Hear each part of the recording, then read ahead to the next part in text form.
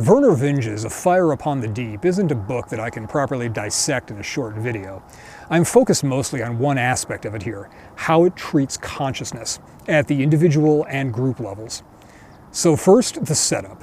In the book, space is not homogeneous. Complex technologies like artificial intelligence, faster-than-light propulsion, and even conscious thought become increasingly difficult as one moves further toward the densely packed galactic core. In the core, the unthinking depths, intelligence isn't possible. Moving outward, nature becomes freer. Possibilities open up. In the beyond, ships can flit about between the stars faster than light.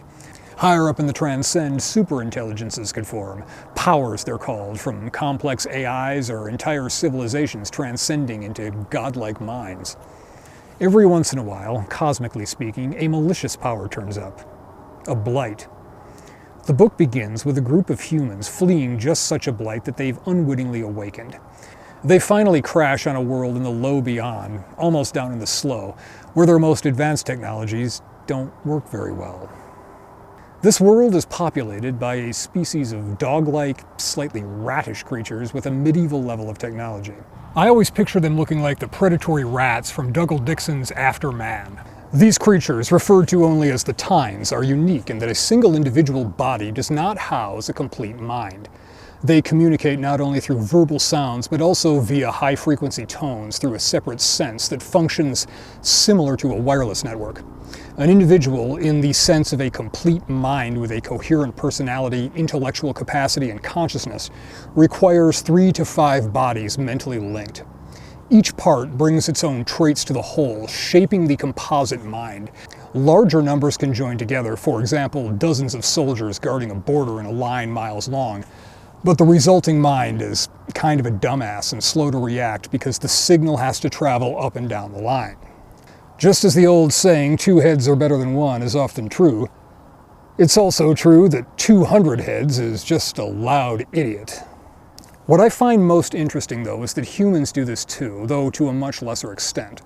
While a single base model HSAP is a fully distinct intelligence and personality, we also participate in group identities as though they were distinct beings. Riots, for example, are often dismissed as either mad mobs or individual criminal acts committed in close proximity. The first completely ignores the agency of the individuals, while the latter ignores the role of self-reinforcing group behavior. In the book, one of the Tine factions is led by a collected individual fittingly named Steel, formed through the careful selection of his constituent pieces to result in a specific balance of intelligence, ambition, ruthlessness, and guile. This 5-part Stalin pack was formed by an older mind, the Flenser, who has since been defeated but escaped justice by scattering her members into other packs so that her soul can live on and eventually reconstitute itself. All her Horcruxes are dogs. Packs can sometimes take in incompatible members, leading to personality conflicts that can cause all sorts of problems, from splitting up to unstable personalities to madness. This is the case with the outnumbered Flenser fragments, hastily bonded into a new pack with vastly different goals, resulting in an internal conflict with 2 very different personalities working at cross purposes. We can look at this in terms of psychological disorders in an individual, but it isn't much different from schisms in or outright infiltration of political groups. When the member parts move in unison, they greatly enhance the power of those members, for instance, labor unions or an army. But when members work at cross purposes, the group can become paralyzed or even act against the interests of the majority of its members. And because we derive part of our individual identity from our broader group identity, there's a gradient between the two rather than a hard line. We're individuals, but we also identify by nationality, race, sexual preference, political alignment, whether we like Star Wars, all sorts of groupings that are part of our self-image. Our identities, how we see ourselves, are partially dispersed. Following this logic, we can think of nation-states as superorganisms of a sort. The United States of America has a remarkably consistent foreign policy of intervention and economic dominance over the last 80 years, regardless of who is elected.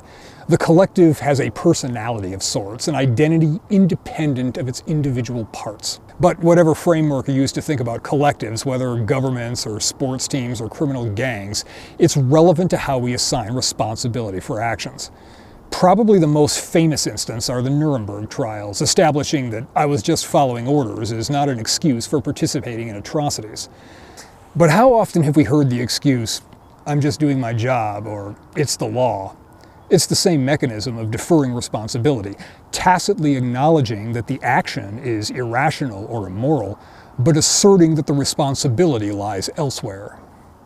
Bringing me back to the times.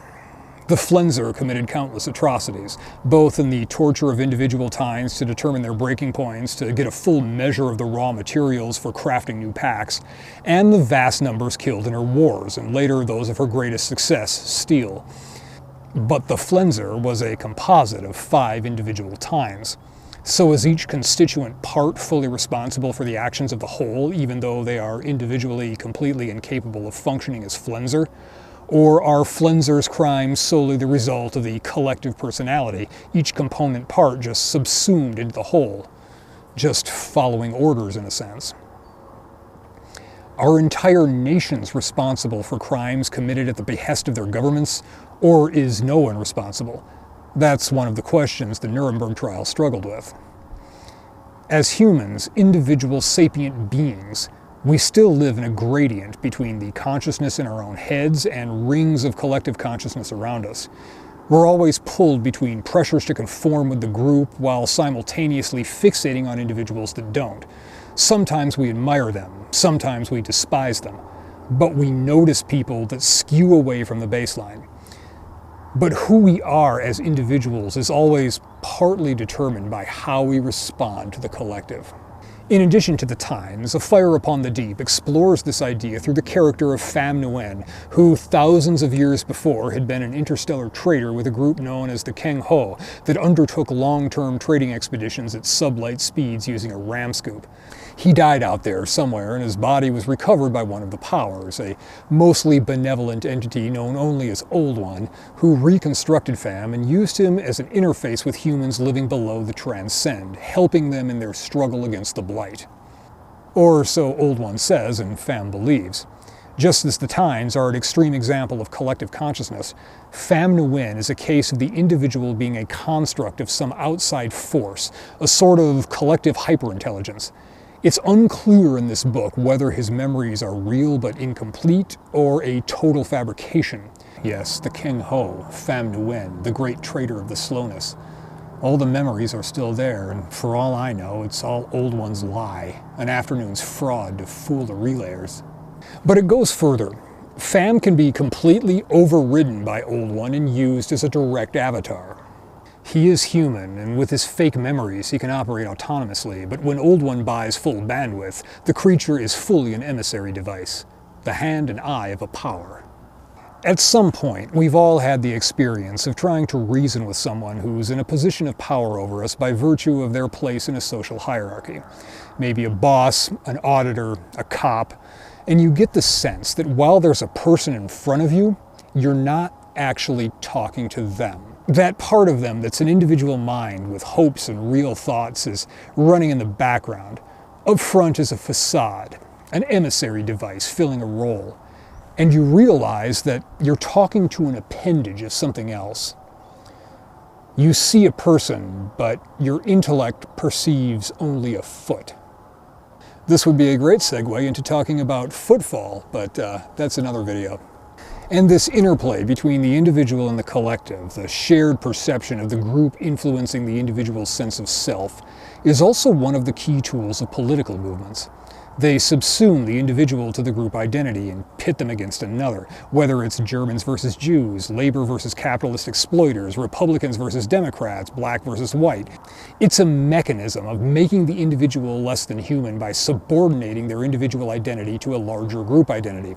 And if you look at everything through the lens of race or gender or class, you'll never see anything else. This bubbles up through the book in several different ways. The blight has to work through others. It needs puppets. It can take control of entire civilizations within its realm, and these puppets are what it sends forth to do its will. You can use this as an analogy for propagandizing, the mind virus for demonic possession. It's all pretty much the same thing in practical terms.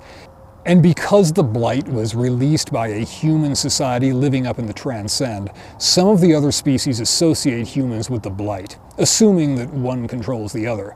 There's a whole civilization, the Aprahanti, who go on a crusade to wipe out humans in the name of fighting the blight. Of course, it's a cynical move to cover trying to reclaim some territory and prominence for their long-declining civilization, but it fuels a wider perception that humans are tools of the blight, even amongst those who wouldn't know a human if one was standing right in front of them. They don't even know what it is they hate, only that they do. And the whole thing comes to a head with a fleet in the service of the blight racing toward the Tynes world, where our heroes are trying to figure out how to use a weapon from another power that can destroy the blight. I'm not going to get into the details of that. There's a whole lot of setup, but the implications are interesting if we stick with this collective identity thing. The fleet racing toward them is a thing of the blight. The crews are corrupted by it. They're appendages of the blight. And what finally stops them is a shift in those different regions of the galaxy we talked about. The slowness surges up through the beyond and snuffs out the blight in the lower transcend. This causes some significant problems, but that's not this story. Imagine if the Gulf of Mexico surged up to link with the Gulf of Alaska, even if only in a river a few miles wide. It wreaks havoc on communications, transport, kills a bunch of people, total mess. But most people are just wondering what the hell happened. And our heroes, those who survived anyway, are left to live out their lives on Tynes world, now immersed thousands of light years deep in the slowness. There's all kinds of implications we could discuss about this ending. There's a bit of a Luddite vibe to it. The more advanced technology in the transcend nearly destroyed the galaxy, but peace is achieved by effectively smashing it. Almost pastoralist in a way, living out the rest of their lives on this medieval world. But it could also be read as an escalation in the nuclear age allegory, with a war expanding and a growing exchange until the only hope for survival is the nuclear option, in this case, shifting the physical laws of a large chunk of the galaxy to wipe out the enemy and whoever happens to get in the way. But I like to go a little more esoteric, looking at this idea of space itself as a medium that surrounds the participants. The medium that they're immersed in determines what's possible. It renders certain skills useless, for example, operating and maintaining faster-than-light drive systems, and it elevates others, blacksmithing, for example. It's the ultimate expression of the dispersed consciousness idea that permeates the book, the idea that what's possible for you isn't only a function of who you are and what you know, but where you are and who you're with. I was hoping to announce the availability of base model HSAP shirts, but I'm not happy with the quality on this one. We'll see what happens with that. About that, embroidered base model HSAP shirts are now available, link in the description. So ends the shameless plug.